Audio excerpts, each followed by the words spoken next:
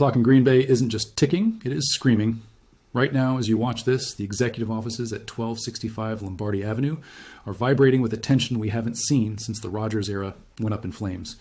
We are talking about the soul of Titletown, the legacy of the only fan-owned franchise in professional sports, and a financial high-wire act that could either propel Jordan Love to a Super Bowl or crash this entire roster into a concrete wall. The news just broke, and if you think this is just a routine clerical adjustment, you are dead wrong. This is a desperate, calculated, and high-stakes gamble by Brian Gutekunst. The Packers were drowning, buried $5 million over the salary cap with the March 11th deadline looming like a guillotine.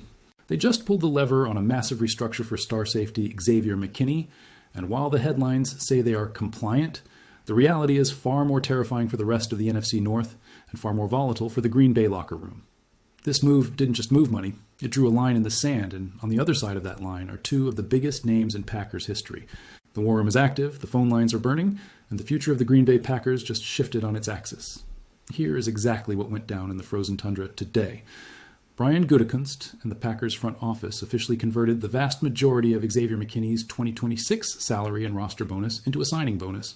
By utilizing a max void year structure, they effectively nuked McKinney's immediate cap hit, dropping it from a massive $19.2 million down to a manageable $9.9 million. This single stroke of the pen wiped out the $5.1 million deficit that had the Packers in the red and gave them a razor-thin breathing room of about $4.2 million. On paper, the job is done. They are cap compliant. They can enter the new league year without the NFL league office breathing down their necks. But the part nobody is saying out loud is this. They didn't do this for the other 10 stars on the roster. They didn't touch Elgton Jenkins' $18.5 million. They didn't touch Rashawn Gary's $18 million. They singled out McKinney. They pushed the debt into 2027, creating a monster $24.8 million cap charge for McKinney next year. This wasn't a fix. This was a buy room move. And here is where it gets dangerous for Green Bay. By only doing this for McKinney, Gutekunst has signaled that every other high-priced veteran is officially on notice. The Packers are now in a position where they don't have to cut anyone today, but they are perfectly positioned to trade or release titans of this franchise the moment they find a better deal. What does this really mean for the Green Bay Packers? It means the Jair Alexander watch of the past has now evolved into a full-blown veteran purge watch. You have to understand the Titletown pressure. The city doesn't accept good enough. They expect the Lombardi Trophy to return home every single February. With Jordan Love entering his prime, the window isn't just open, it's bolted open. But $4.2 million in cap space is nothing. It's pocket change in the NFL. It's enough to sign your draft class and maybe a backup long snapper. It is not enough to go out and get the veteran pass rusher or the elite wide receiver that Jordan Love needs to overtake the Detroit Lions. By restructuring McKinney and leaving Jenkins and Gary untouched, Gutekunst has created a canary in the coal mine scenario. If the Packers were planning on keeping everyone, they would have restructured everyone to create a $30 million war chest. They didn't. They did the bare minimum to stay legal. This suggests that the front office is currently listening to trade offers for Elgton Jenkins and Rashawn Gary.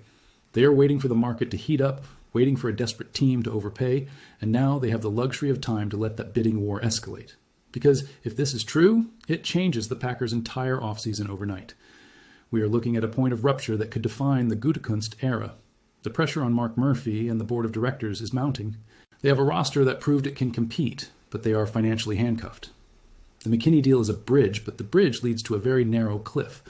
If they don't make a secondary move, if they don't find a way to clear more than this measly $4 million, they are effectively telling the fans that they are standing pat while the Bears and Lions get better. That doesn't fly in Green Bay. The sellout streak might be safe, but the patience of the stockholders is not. The rupture point is the March 11th deadline. If we get to that date, and Jenkins and Gary are still on the books with these massive cap hits, it means the Packers have no intention of being players in free agency. It means they are betting everything on the draft. And in a win-now window for Jordan Love, that is a gamble that could cost people their jobs. Let's look at the three ways this plays out, because Lambeau Field is about to feel the heat of these decisions. In the conservative scenario, the Packers stay quiet. They use their $4.2 million to sign their rookies. They lean on the development of their young wideouts, and they hope that the McKinney restructure was enough to keep the chemistry intact. This is the trust the process route, but it's risky because it ignores the holes in the defense that were exposed last season. In the aggressive scenario, this McKinney move was just the first domino. Gutekunst is waiting for the precise moment to trade Elgton Jenkins to a contender for a first or second round pick, clearing massive space to sign a superstar linebacker or a veteran edge threat to pair with Gary. This would be a franchise-altering move, signaling that no one is safe and the pursuit of a ring is the only priority. The third scenario, the apocalypse scenario, is that the Packers find no trade partners. They can't find common ground on further restructures, and they are forced to release a cornerstone player like Rashawn Gary for nothing but cap relief. That would send shockwaves through the locker room and leave Jordan Love wondering why his front office is stripping the defense of its best weapon. The impact in the locker room cannot be overstated. Players see these numbers. They know that McKinney got his money moved around to help the team, but they also see that Jenkins and Gary are being left out in the cold. This creates a me versus the cap mentality. In a locker room that needs to be unified to survive the NFC North gauntlet, seeing two of your captains being used as trade bait is a recipe for disaster. Jordan Love is the leader of this team, and he needs his offensive line protected. If Elgton Jenkins, a man who has bled for this team, is treated as a cap casualty, how does that affect Love's trust in the front office? The media in Wisconsin is already starting to buzz. The Daily Cheese Kurds in every sports bar from Appleton to Milwaukee are debating whether Gutekunst is a genius or a man playing with matches. The fans in Titletown don't want to hear about cap compliance. They want to hear about Super Bowl parades. And right now, the silence regarding the rest of the roster is deafening. And then there is the ripple effect across the NFC North. You better believe Dan Campbell in Detroit, Ryan Poles in Chicago, and Kevin O'Connell in Minnesota are watching this with a grin. They see the Packers struggling to find $5 million. They see the Lions with cap space to burn and the Bears with a rookie QB contract that gives them infinite flexibility. If the Packers are forced to sit out the first wave of free agency because they only cleared enough for McKinney, the rest of the division is going to feast. The Lions are looking to solidify their dynasty. The Bears are looking to leapfrog into the playoffs. And the Vikings are always a threat to pull a veteran out of their hat.